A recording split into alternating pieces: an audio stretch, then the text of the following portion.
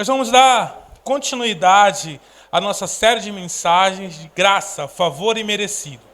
Então, se você, por um acaso, aconteceu com você, você não pegou a palavra da quarta passada, seu coração estava longe do Senhor, brincadeira. Por uma causa, por favor, volte lá no YouTube e assista a primeira. Cara, ela vai casar muito com isso aqui. Amém? E não perca a terceira e a quarta. Nós vamos fazer 4 palavras sobre graça, favor e merecido. Abram comigo as suas Bíblias, por gentileza, em Romanos, capítulo 3, versículo 23. Nós vamos começar falando sobre algo assustador, que tanto o calvinismo quanto o arminianismo concordam, chamado depravação total. Depravação total, ela é a doutrina bíblica que estuda a queda do homem.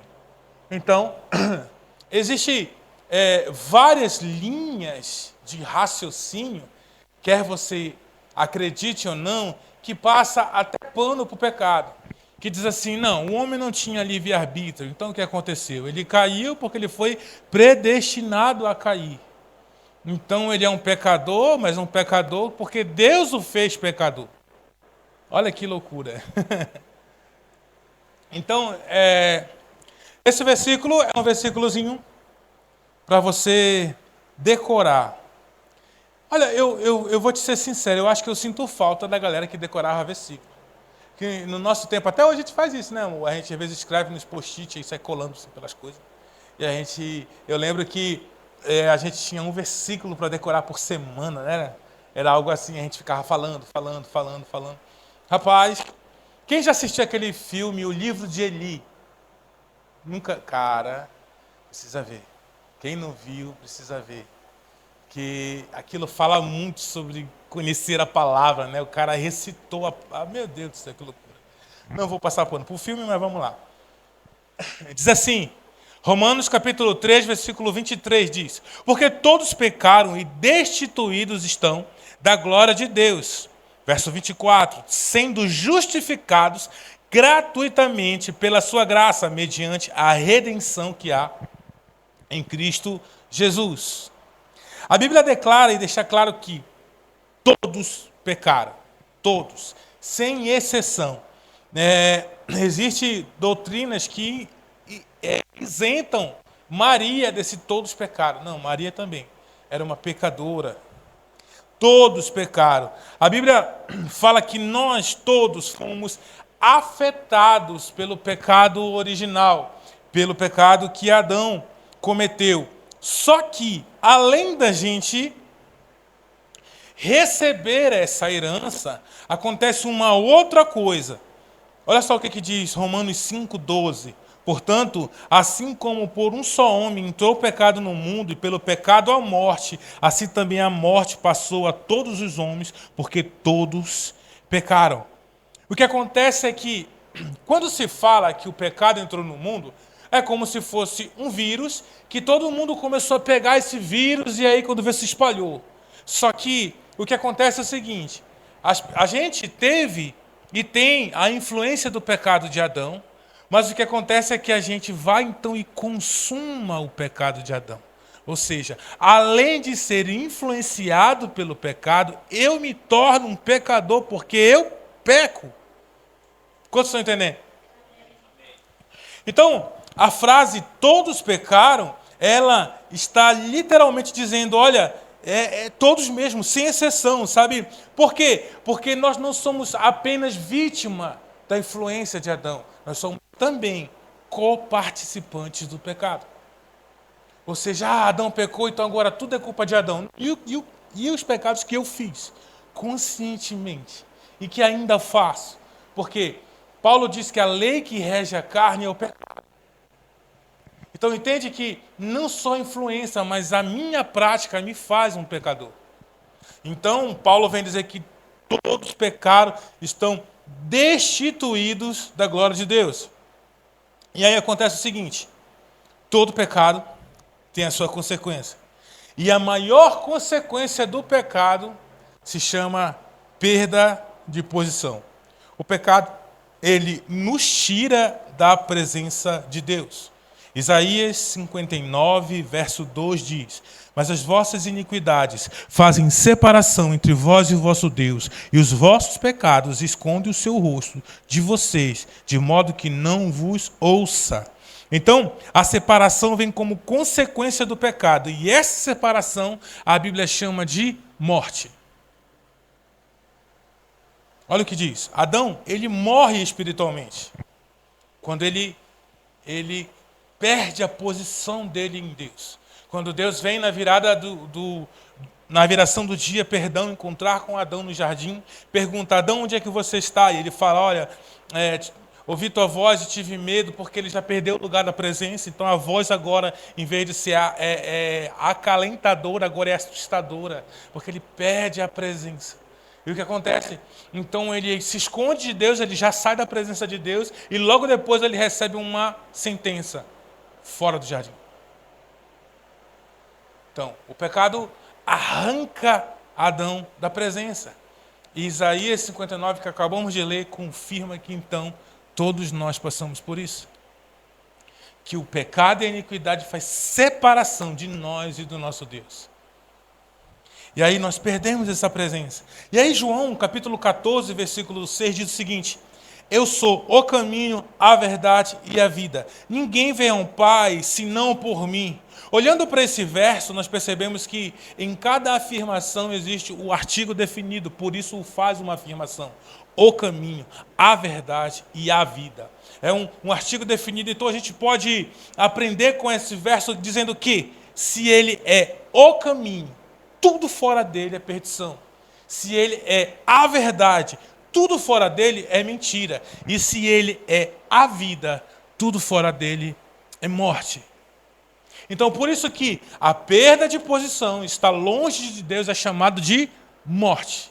Porque eu perdi o contato com a verdadeira vida. Então, a Bíblia vem confirmando isso em Romanos capítulo 6, verso 23, dizendo: Porque o salário do pecado é a morte, mas o dom gratuito de Deus é a vida eterna em Cristo Jesus, nosso Senhor. Romanos 3, 24 vai dizer: sendo justificados gratuitamente pela graça, mediante a redenção que há em Cristo Jesus. Quantos entenderam até aqui? Tudo certo? Está tudo tranquilo? Está muito rápido? Está devagar? Tá bom, beleza. Porque agora vai embolar só um pouquinho, tá? Mas eu te prometo que eu vou fazer de tudo para desembolar daqui para o final. Em Romanos capítulo 3, 24, que acabamos de ler, a gente tem 3 palavras aqui muito fortes: justificados, graça, redenção. Justificação, graça e redenção. A justificação, ela é o ato de tornar justo. E a palavra redenção é preço de resgate. Agora, por quê? Qual o motivo? Porque lembra que eu disse no começo? Não só a influência do pecado, mas a consumação do pecado nos faz pecadores. Então, logo, de livre e espontânea vontade, nós pecamos contra o Senhor. Ah, tudo bem, eu tenho influência do pecado, e isso é muito forte, já é muito ruim, mas também eu pequei porque eu quis. E o que acontece? O Senhor me tornou justo, sem culpa. E aí fala que isso foi pela graça. A palavra graça usada é a palavra charis ou charis, que é aquele que dá a alegria, presente, privilégio, e o mais comum é favor imerecido. Perceba então que o Senhor nos deu um presente que não merecemos e pagou um preço que ele não merecia. Para quê? Para que nós fôssemos justificados. E a única razão e motivo para que eu e você pudéssemos ser justificados é a palavra graça. É um favor que ele quis fazer por ele, pelo amor dele. Não tem nada em nós que ele possa dizer assim, talvez, deixa eu ver, eu acho que a Erilene merece. Não. Não, acho que a Bruna. Não. Não tem. Se você olhar para todo o contexto bíblico, nós somos os menores dos seres. Salmos diz, olha, fizesse-me um pouco menor que os anjos. Tu recolhes todas as águas do mar na palma da tua mão. Aonde me esconderei do Senhor? Se for ao vale, lá estará. Se subo ao alto monte, lá estará. Ainda a palavra não me chegou à boca, tu já conheces o meu coração. E tu já conheces antes que saia. Tu me cercas por detrás e por diante, e põe em mim tua mão. Sonda-me, ó Deus, diz o salmista. Então, cara, quem somos nós para que Deus nos ame de tal forma que nos justifique dos nossos pecados? E aí é que a graça resgatadora de Deus nos alcançou. Simplesmente Ele nos amou. E aí Ele traz essa palavra resgate, a apolutrosis no grego, que quer dizer pagar para ter de volta, para pagar o resgate. É o que o profeta fez com aquela simbologia daquela mulher que vivia na zona, traindo, e ele ainda amando aquela mulher, e tendo que ir lá, e Deus falando, não desiste dela, e ela é presa, e fica como escrava, ele vai e compra ela de volta. Sabe, nós nos parecemos com aquela mulher, onde Deus fica nos resgatando e pagando, e pagou o preço de uma vez por todas, para que eu e você fôssemos resgatados. Então, como eu disse na aula passada, na palavra passada, sobre os espelhos, sobre as sombras, eu quero trazer uma sombra hoje, para a gente entender a profundidade que é a graça resgatadora. Abra comigo a sua Bíblia em 2 Samuel, capítulo 9, versículo 1. Nós vamos falar sobre Mefibosete. 2 Samuel, capítulo 9, versículo 1.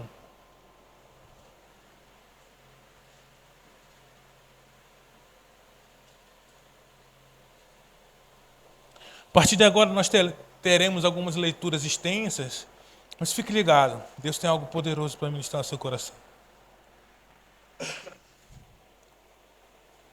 Como eu disse, para entender a graça, a gente precisa entender muito bem o Antigo Testamento. Entender como a história foi desenrolando. Porque quando a gente olha para o Antigo Testamento, existe uma doutrina chamada marcianismo, que é um cara que veio de Marcião, que ele começa a dizer o seguinte: o Deus do Antigo Testamento é um Deus bravinho, raivosinho. E o Deus do Novo Testamento é aquele Deus de amor. Então ele separa os dois. Então ele começa a dizer que existem dois deuses. Deus Pai é o bravinho e Jesus Cristo é o de amor. Só que isso cai por terra porque quando a gente olha para o Antigo Testamento, a gente vai começar a ver várias e várias e várias expressões de amor de Deus Pai. A gente vai ver que a graça do Deus Pai está implícita, intrinsecamente colocada dentro do Antigo Testamento. Porque a gente vê algumas condenações e algumas coisas e a gente fica assustado, né, com as guerras, com as mortes, com os sacrifícios humanos, algumas coisas acontecendo ali, mas a gente não percebe que está permeado de amor de Gênesis e Apocalipse. E olha o que acontece aqui em 2 Samuel, capítulo 9, versículo 1. Deixa eu te contextualizar. Mefibosete era filho de Jonatas, neto do rei Saul. Jonatas, melhor amigo do rei Davi. Então, quando os reis Saul e o príncipe Jonatas morrem na guerra, perderam a guerra, era comum que o povo pelo qual o rei perde, ele ser saqueado e levado cativo pelo rei que venceu a guerra. Então, a ama, a cuidadora de Mefibosete, filho de Jonatas, pega ele para fugir com ele, pois chegou a notícia que os reis tinham morrido e perdido a guerra. Então, nessa fuga, ela cai com o menino e ele quebra as duas pernas. Se fosse hoje, facilmente seria tratado e ele não se tornaria um deficiente. Mas, pela escassez, né, de de medicina no tempo, ele se torna aleijado por causa dessa queda. Então ele se tornou deficiente. Ele, com as duas pernas, ele não andava direito. E aí, ele vai para uma cidade, e aí vamos ler o texto. 2 Samuel, capítulo 9, versículo 1 diz: Disse Davi: resta ainda alguém da casa de Saul, para que eu use de benevolência para com ele, por amor de Jonatas. E havia um servo ainda da casa de Saul, cujo nome era Ziba, e o chamaram na presença de Davi. Perguntou-lhe o rei: Tu és Ziba? Respondeu: Teu servo. Prosseguiu o rei: Não há ainda da casa de Saul para que eu possa usar de benevolência de Deus? Então disse Ziba ao rei: Ainda há um filho de Jonatas, aleijado dos pés. Perguntou o rei: Onde está Ziba ao rei? Está em casa de Maquir, filho de Amiel, em Lodebar. Então mandou o rei e tomou da casa de Maquir, filho de Amiel, em Lodebar. Mefibosete, filho de Jonatas, filho de Saul, veio a Davi prostrando-se com o rosto em terra. Ele fez reverência e disse: Mefibosete, eis aqui o teu servo. Então o rei Davi disse: Não temas, porque de certo usarei contigo de benevolência por amor de Jonatas teu pai, e te restituirei todas as terras de Saul teu pai, e tu sempre comerás na minha mesa. Então Mefibosete lhe fez referência e disse: Quem é o teu servo, para que tenhas olhado para um cão morto como eu? Então Davi disse a Ziba, servo de Saul, e disse-lhe: Tudo que pertencia a Saul e a toda a sua casa tenho dado ao filho do teu senhor. Olha que história. O rei se move de compaixão. Agora começam as sombras e os reflexos do espelho. Aqui, olhe para o Antigo Testamento e comece a enxergar essa história. O rei se move de compaixão por amor ao filho. Tem alguém da casa de Saul, a palavra benevolência é graça. Tem alguém da casa de Saul, para que eu possa agir de graça, por amor a Jonatas. Olha essa frase. Efésios capítulo 1, versículo 3 diz: Bendito seja o Deus e Pai do nosso Senhor Jesus Cristo, o qual nos abençoou com todas as sortes de bênçãos espirituais nas regiões celestiais em Cristo. Como também nos elegeu neles antes da fundação do mundo, para sermos santos e irrepreensíveis diante dele em amor. Ele nos predestinou para sermos filhos de adoção por Cristo Jesus, para si mesmo, segundo o consentimento da sua vontade, para louvor de sua glória e de sua graça, a qual gratuitamente nos deu no amado, em que temos a redenção pelo seu sangue, a redenção dos nossos delitos, segundo a sua riqueza de sua graça. Perceba que Deus nos resgatou, nos colocou em um ambiente para sentar no lugar de bênção nas regiões celestiais por causa do Filho. Ele começa a dizer: Deus usou de graça para conosco por causa dele. E o que temos no amado, e o que temos no Filho, e o que temos em Cristo Jesus. O verso inteiro de Efésios que lemos é apontando para Jesus, que somos beneficiados pela graça de Deus por causa do Filho. Então, quando nós olhamos para o Antigo Testamento, a gente vê esse reflexo na vida de Mefibosete. A obra que Deus faz em nós é por amor ao Filho. A sua graça, o seu favor imerecido é por amor ao Filho. Mefibosete era filho de Jonatas, neto de Saul. E aí ele estava morando numa cidade chamada Lodebar. A palavra Lodebar, ela é uma conjunção. Então a palavra lo é não, negação, negativo.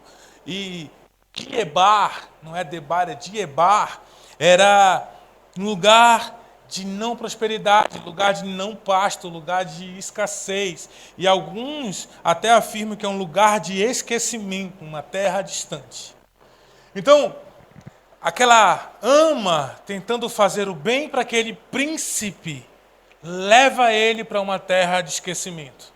Lá ele não era príncipe, lá ele era só mais um aleijado. Então o rei vai até essa terra de esquecimento. e traz Mefibosete de lá e o faz assentar na mesa real.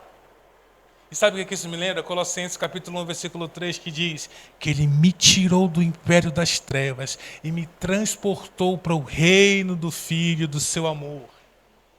Amém? Então olhe só como olhar para o Antigo Testamento, a gente vê o amor e o propósito de Deus em todas as coisas. Então, aqui, através do rei Davi, Deus faz duas coisas que se aplicam à nossa vida e que me chamam a atenção, que são fortes demais. Primeira coisa, o rei, ao receber Mefibosete, Mefibosete pensava que ia ser morto, né? Executado, porque do nada chega uma carruagem real lá em Lodebar, anos se passaram, ele já não era mais um menino, era o último descendente, Davi já era rei. Ele pensou assim, meu avô arrumou confusão com esse rapaz. De vez em quando meu avô arrumava uma lança na direção dele. E agora ele está caçando o último, sou eu, da linhagem. Para não ter interferência no trono, ele vai me passar. Tanto que quando ele chega diante de Davi, ele se prostra com o rosto de terra. E a frase é muito forte. Por que o Senhor quer abençoar um cão morto como eu? Davi fala, não temas, não precisa ficar com medo, não vou te matar, não vou te destruir, eu vou usar de graça com você. E olha isso. E a primeira frase que Davi fala é, vou te restituir o que era do teu pai.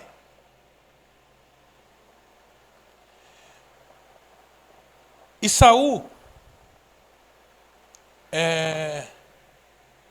não tinha mais nada. Jonatas não tinha mais nada. Por quê? Porque eles perderam a guerra. Tudo foi tomado, tudo foi levado. Davi assume e Davi começa então a dizer assim, o que era de Saul aqui? O que era dele aqui? Dá para esse rapaz, dá tudo para ele. E aí Ziba, que era que você vê que era eu acho que o último servo de Saul da casa, que serviu Saul no tempo da monarquia, é o cara que traz a informação, né? E aí Davi fala, olha, ele é o teu senhor agora, tu vai servir a ele. Sabe o que é isso?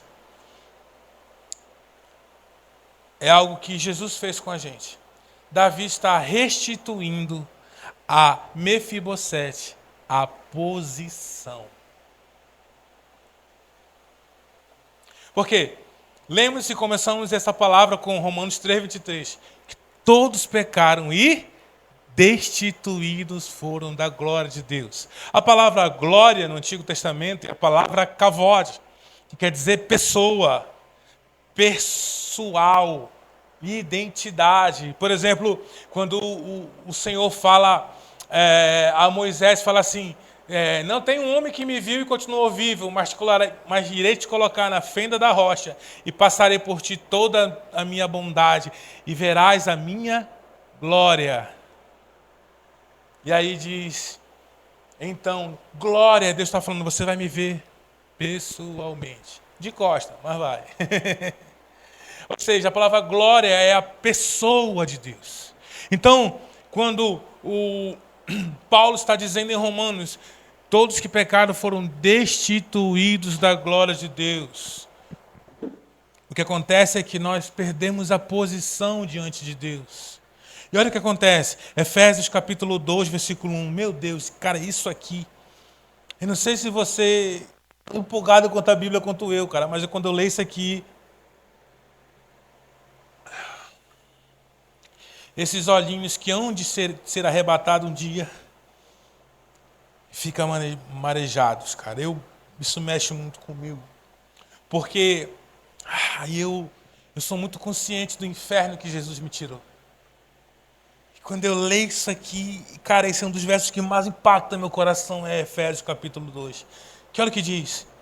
Ele nos vivificou, estando nós mortos em nossos pecados e delitos, no quais nós andamos outrora, segundo o curso desse mundo, segundo o príncipe da potestade do ar, do espírito que agora opera nos filhos da desobediência, entre os quais nós também andávamos nos desejos da nossa carne, fazendo a vontade da carne e dos pensamentos, e éramos, por natureza, filhos da ira, como também os demais.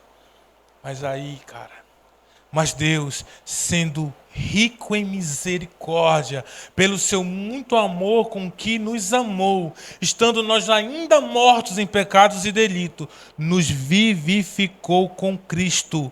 E aí tem uma frase: pela graça sois salvos. E aí falei, nos ressuscitou juntamente com Ele e nos fez assentar nas regiões celestes em Cristo Jesus. Meu amigo, isso é um reposicionamento. Nós estávamos mortos segundo o curso desse mundo, debaixo de uma liderança do príncipe da potestade do ar. Nós estávamos seguindo o curso que todo mundo vai seguir. Mas ele olhou para nós e disse: não temas, vou usar de benevolência com você. O rei, então, olha para um cão morto como eu e você e diz: não temas, vou usar de benevolência com você. E agora, aonde nós estamos? Assentados com Cristo nas regiões celestes. Uau! O rei nos reposiciona. Aquilo que Adão tinha, autoridade, intimidade e presença, ele perde por causa do pecado. E é tudo que Jesus restaura. Autoridade, intimidade e presença. É tudo que Jesus conquista, sabe? Por isso que agora, pelo sangue de Jesus, nos é aberto um caminho. E para onde esse caminho nos leva? Para o Pai. Nós não vamos, segundo a prosperidade, nós não vamos encontrar as ruas de ouro, não. Nós vamos encontrar o Pai. Respondeu Jesus: eu sou o caminho, a verdade e a vida. Ninguém vem ao Pai a não ser por mim. Jesus disse em Hebreus capítulo 10, tende, pois, irmãos, ousadia para entrarmos no santíssimo lugar, pelo sangue de Jesus, pelo caminho que Ele inaugurou, caminho novo e vivo através do véu, isto é, a sua carne. A morte de Jesus nos abre um caminho, e esse caminho nos leva direto ao Pai. Direto ao Pai. O caminho está aberto novamente, porque em Gênesis capítulo 3, versículo 23, o caminho foi fechado. O Senhor Deus, pois, disse, Gênesis 3, 23, lançou fora do jardim do Éden para lavrar a terra que fora tomado. E havendo lançado fora o homem, pôs no oriente do jardim do Éden os querubins e uma espada flamejante que se movia por todos os lados para guardar o caminho da árvore da vida. Quem sabe a simbologia da árvore da vida? No Antigo Testamento, a árvore da vida, no Antigo Testamento ela tem um nome: Jesus. Ele é a vida. Então, esse caminho estava fechado por causa do pecado, mas o sacrifício de Jesus abre esse caminho novamente. Então, o caminho que estava fechado, guardado por anjos e por uma espada flamejante, agora é aberto para que todo aquele que foi lavado e remido pelo sangue de Jesus, que recebeu a justificação e a redenção, e agora nasceu de novo, tenha acesso ao Pai. Então, por conta do sacrifício de Jesus, há liberdade e acesso. Então, o que é restituído? Os irmãos cantando, restitui, quero de volta o que é meu. Não é dinheiro, não é carro, não é... não, é posicionamento diante de Deus. Você é um filho que novamente foi recolocado diante do Pai. Amém? E a segunda coisa que o rei fala ao Mefibosete é que tudo que é do seu pai será te restituído. E aí algo maravilhoso. Ele fala, a partir de hoje, você comerá na minha mesa todos os dias. Irmão, uau! Imagina comigo, Absalão chegando à mesa. Quem conhece a história de Absalão? Absalão diz que ele tinha uns cabelos longos, que ele era um cara bonitão, tipo eu, assim, saca? E aí Absalão chegando o príncipe para tomar café. E aí as princesas as filhas de Davi e a corte real sentando à mesa, e de repente vem alguém se arrastando e eles falam: quem é esse que está sentando à mesa com a gente? Davi responde: Mefibosete, filho de Jonatas. Ele também é um príncipe.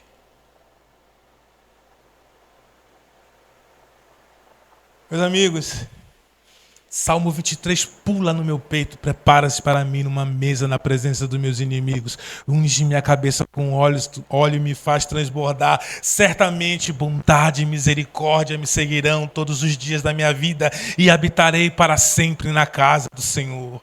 Ah, meu irmão, o Senhor olhou para você e disse: olha, você também é príncipe, você também é princesa. Jesus, quando estava na terra, ele disse: também vos digo que muitos virão do Oriente e do Ocidente e sentarão à mesa com Abraão, Isaque e Jacó nos reinos dos céus. Sabe, quando as pessoas podiam olhar lá em Lodebar um aleijado, mas o rei olhava para ele e via um príncipe. E falou: o lugar de príncipe era a mesa do rei. Vem, filho, sai daí. Olha a manifestação de graça que nos foi liberada. Sabe, você foi conduzido a um palácio. O Senhor então olha para você e, como Mefibosete é agraciado pelo rei, a minha vida e a sua vida é agraciada por Jesus. E agora, o que nós temos diante de Jesus é simplesmente um banquete. Quão maravilhoso é andar com Jesus, meus amigos. Imagina, uma vez eu tinha um amigo que ele gostava de chamar todo mundo de príncipe. Fala, meu príncipe, e aí, príncipe, não sei o que e tal. E uma vez um outro amigo, que era chato pra caramba, confrontou ele e falou assim: cara, tu chama todo mundo de príncipe? Olha para nós, qual é a realeza que a gente vive. Ele deu uma resposta que eu falei assim: uau, que legal. Que top. Ele falou assim: o reino que a gente pertence não é desse mundo. Então essa realidade talvez não entenda a realeza que a gente vive. Mas um dia esse reino vai perecer e aquele lá será estabelecido. E naquele reino você vai me ver diferente. Cara, que resposta. E sabe, quando a gente olha para essa realidade, a gente enxerga exatamente isso. Porque as promessas, olha, em Cristo Jesus você está sentado nos lugares celestiais. Em Cristo Jesus você está numa posição. Em Cristo Jesus, em Cristo Jesus. Talvez quando você olhasse para Adão, você poderia dizer assim: cara, esse cara é uma alta posição. Ele está sobre o mundo inteiro. Mas ele tinha perdido o lugar diante de Deus. Nimrod, os caras que fizeram a torre de Babel, e aí eles, ali vamos fazer uma torre que vai alcançar os céus e tudo mais. E aí a Bíblia diz que Deus desce, confunde as línguas. E ele fala assim: vamos fazer o nosso nome célebre na terra. Mas ele não tinha um lugar diante de Deus. Então, o que adianta, disse Jesus, a gente expulsar demônios, ter uma posição alta aqui nessa terra, mas o nosso nome não está escrito no livro da vida. O que acontece é que existe sim sobre nós uma realeza, existe sim sobre nós um decreto de um rei, e existe também uma mesa farta nos esperando. Agora, o que nós vamos fazer com essa grande oportunidade de viver no palácio? A graça, ela é um favor imerecido. Nenhum de nós aqui merecia. Nenhum de nós merece. Mas perceba o quanto que Deus foi benevolente, e eu acabo com isso. O quanto que Ele olhou para mim, para você, e se agradou da gente. O quanto que Ele olhou para nós e disse assim: eu vou agir com graça com você. Por quê? Porque eu quero. E aí, Eu volto a dizer que o amor de Deus, ele não é um amor sentido. O amor de Deus, ele é um amor provado. Eu já vi tanta gente, Senhor, eu quero sentir o teu amor. Não precisa.